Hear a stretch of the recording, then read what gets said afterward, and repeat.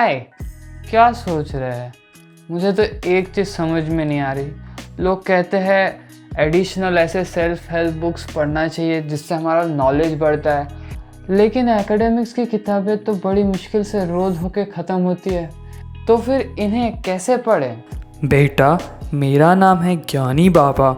मेरे पास हर सवाल के जवाब मिलेंगे। तुम्हारे इस प्रश्न के जवाब के लिए तुम्हें इस वीडियो को अंत तक देखना होगा।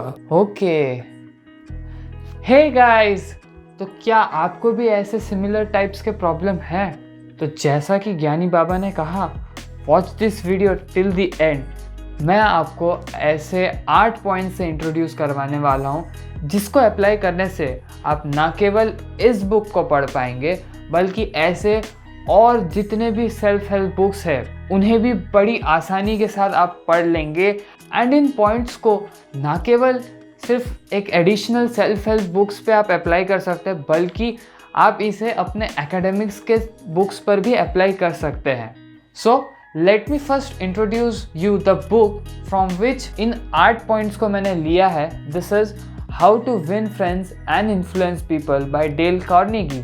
इस बुक में सबसे पहले इन्होंने यही बताया है how to read this book, but इन पॉइंट्स को पढ़ने के बाद मुझे ऐसा लगा कि ना केवल इस बुक को बल्कि ऐसे और बुक्स को भी हम बड़ी आसानी से पढ़ सकते हैं, साथ ही साथ अपने एकेडमिक्स को भी। तो बिना टाइम वेस्ट के शुरू करते हैं नंबर 1 पॉइंट से, the pre requisite requirements of reading a book. इसका मतलब क्या? जैसे हम किसी जॉब में अप्लाई करते हैं तो हमें एक मिनिमम क्वालिफिकेशंस रिक्वायर्ड होती है, वैसे ही ऐसे सेल्फ हेल्प बुक्स को पढ़ने के लिए आपको मिनिमम रिक्वायरमेंट्स चाहिए। रिक्वायरमेंट से मेरा मतलब क्या आपको बेसिक ग्रामर आना चाहिए या ऐसे कोई भी कन्वेंशनल एक्सक्यूज जो हम बुक रीडिंग से रिलेटेड बनाकर बोलते हैं कि जैसे एक कोई कंफर्टेबल चेयर होना चाहिए जिसपे हम रिक्लाइन होके आराम से बैठ के पढ़ सके, शांत माहौल होना चाहिए ताकि हम किताबों में अच्छे से डीप घुस सके। I am very sorry to say this, but ये रिक्वायरमेंट्स बिल्कुल नेसेसरी नहीं है। जिस रिक्वायरमेंट की मैं बात कर रहा हूँ वो है number 1 desire to learn, number 2 determination to increase your ability to deal with people. तो यहाँ पे एक प्रॉब्लम आता है कि अगर हम में ये 2 क्वालिटीज, ये रिक्वायरमेंट्स नहीं है तो क्या करें? तो इस प्रॉब्लम का भी हमारे पास सॉल्यूशन है। सॉल्यूशन ये है कि जब भी आप इस बुक को या कोई भी ऐसी सेल्फ हेल्प बुक्स आप अपने लिए खरीदते हैं या पढ़ने की कोशिश करते हैं, सबसे पहले आप खुद से ये पूछिए what importance does this book play to me. अब जैसे इस बुक का नाम है how to win friends and influence people. इस बुक का टाइटल पढ़ते ही मेरे दिमाग में आता है कि ये बुक मेरे कम्युनिकेशन स्किल्स के लिए काफ़ी इंपॉर्टेंट है।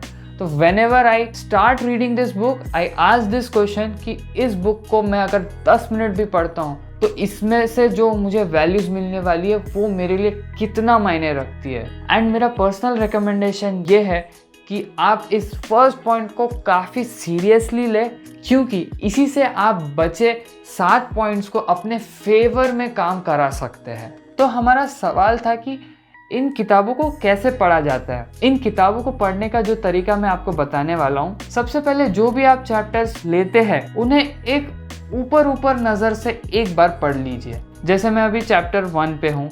इस चैप्टर का नाम है if you want to gather honey don't kick the beehive. अब इस कोट से ऑथर का क्या मतलब है, मैंने एक बार ऊपर पढ़ लिया कि अच्छा ये क्या कहना चाह रहे हैं। सो फाइनली जब मैं इस चैप्टर के एंड पर आया तो मुझे समझ में आ गया कि ये क्रिटिसिज्म को रोकने के लिए है। तो इससे मेरा अंडरस्टैंडिंग हो गया कि first chapter is all about criticism and why we should not criticise others, right. लेकिन इस पॉइंट में एक प्रिकॉशन है। मान लीजिए आपने उड़ती नज़र से आपने चैप्टर ख़त्म कर दिया तो don't get tempted to read the next chapter, क्योंकि जब आप ऊपर पढ़ेंगे तो आपको एक आउटर स्केच मिलेगा, पूरा डिटेल अंडरस्टैंडिंग नहीं होगा। So before starting a new chapter आप एटलीस्ट ट्राई कीजिए आपको प्रॉपर आउटलाइन अपने फर्स्ट चैप्टर का आपको मिल जाए। सो मिनिमम 2 to 3 टाइम्स आप उस चैप्टर को पढ़िए then only jump to the new chapters. इस मिस्टेक को मैंने खुद किया है, इसलिए मैं आपसे रिक्वेस्ट कर रहा हूँ कि don't repeat the same mistake. Read it twice और thrice according to your capacity, फिर ही आप नेक्स्ट चैप्टर के तरफ बढ़िएगा। इससे आपको लॉन्ग टर्म में 2 फायदे होने वाले हैं, एक अच्छे रिजल्ट्स मिलने वाले हैं एंड दूसरा आगे चलकर आपका काफ़ी टाइम सेव होगा। भले अभी आपका बहुत ज़्यादा टाइम लग रहा है, लेकिन इन फ्यूचर आपका कम समय में आपको बहुत अच्छा रिजल्ट मिलेगा। इसी के साथ बढ़ते हैं तीसरे पॉइंट की तरफ। Ask yourself when and where you can apply these principles। जैसा अभी मैंने बताया कि चैप्टर 1 में क्रिटिसिज्म के अगेंस्ट बात की गई है, तो आप अपने आसपास देखिए कि कब मैं क्रिटिसाइज करने के बजाय एक पॉजिटिव आउटकम दे सकता हूँ।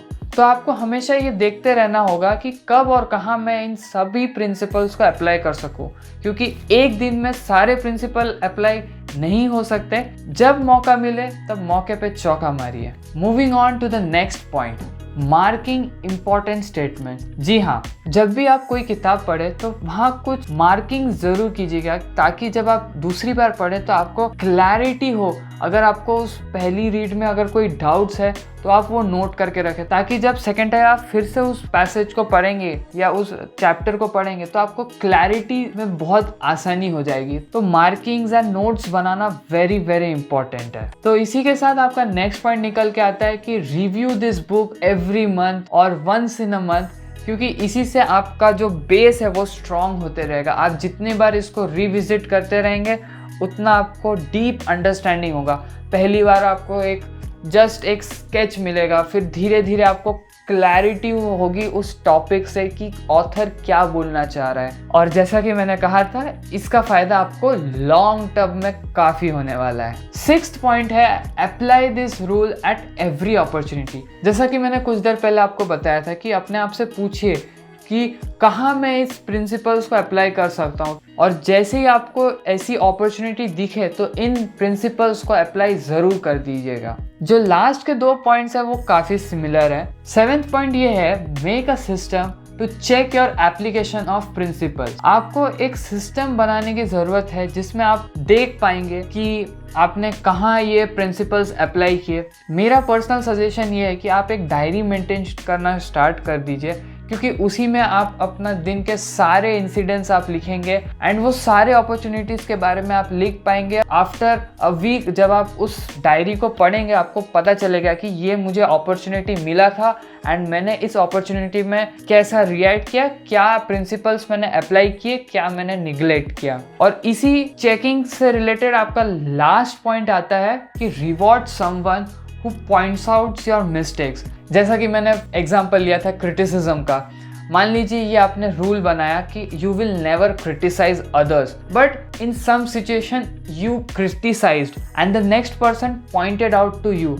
सो instead of complaining to that person, आप उसे रिवॉर्ड कीजिए कि हाँ, आपने ये रूल बनाया था कि आप कभी क्रिटिसाइज नहीं करेंगे, लेकिन आपसे ये गलती हो गई है, तो आप उस सामने वाले को एक छोटा सा एक रिवॉर्ड दे सकते हैं। सो आई होप ये 8 पॉइंट्स आपके लिए काफ़ी हेल्पफुल रहेंगे। Try this 8 point first and then comment your experience in the comment section below. I will try to provide this books link in the description very soon, तो एक बार ज़रूर description box check कर लीजिएगा। That's all for today's video guys। मिलते हैं एक नई video में बहुत जल्द। तो जाने से पहले लाइक, शेयर एंड सब्सक्राइब ज़रूर कर देना। Thank you and have a nice day।